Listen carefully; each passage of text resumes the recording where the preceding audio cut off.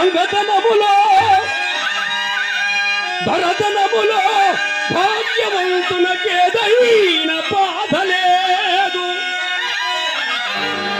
పెన్నిధి అదృష్టమున నిరుపేదవాని కప్పినను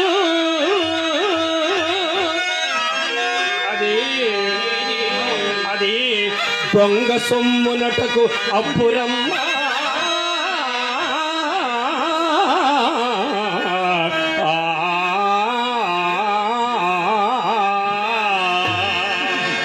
అదృష్టము చేతనే ఈమె నీకు లభించినదంటావు. అవును. పోయేవానికి రామచిలుకు లాగు. మరి నీ పేరు చెప్పరాదు. అవును, అదృష్టము చేతనే ఈమె నాకు లభించినది. మరి నీ పేరు చెప్పు. నేను హరిశ్చంద్రుండను. ఈయమా నా భార్య చంద్రమతయ్య. ఏమిటేమిటి? ఆ కౌశికులకు అప్పుబడి తినని అరిచినది నీవేనటయ్యా? అవునయ్యా. తపోధనుడైన ఆ విశ్వామిత్రులకు నీవేలా అప్పుబడితివి? నా రాజ్య సర్వస్వము అతనికి ధారవైనప్పుడు యజ్ఞార్థమై ఇచ్చేదనన్న ధనము ముందుగా నిరూపించకపోవటం వలన. మరి అందునకు పత్రములు గాని సాక్ష్యములు గాని గలవా? సత్యశీలమే పత్రము, మా ఉభయుల చిత్తములే సాక్ష్యములు. ఓయి అమాయకుడా, కొంచెం ఆగు నాయన. ఓయి అమాయకుడా, పత్రములు సాక్ష్యములు లేని అప్పు కొరకు నిక్షేపము లాంటి భార్య నమ్ముకొనుచున్నావే. నువ్వు ఉంటుము.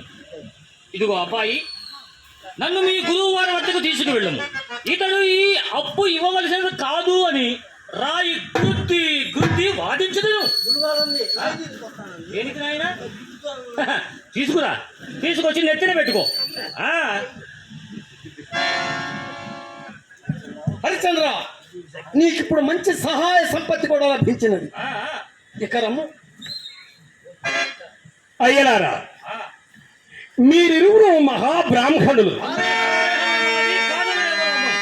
కానీ ఊరకుండడయ్యా, నా సత్యమే నన్ను రక్షింపవలగిన గాని ఎటులెంతైన ధనంబు వచ్చిన రాని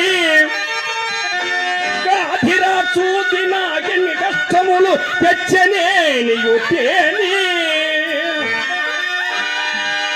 దివ్య భోగంబులెన్నిట నా బాజడదారి ఇచ్చినము ఏనే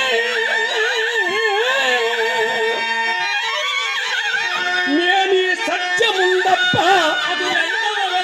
ఇటు సూర్యుండడు దోచులేని ఇనుండి మీరు ముమ్మాటికి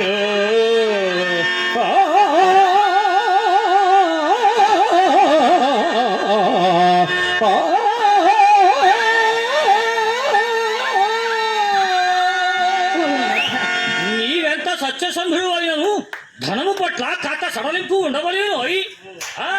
అలాగునే కౌశిక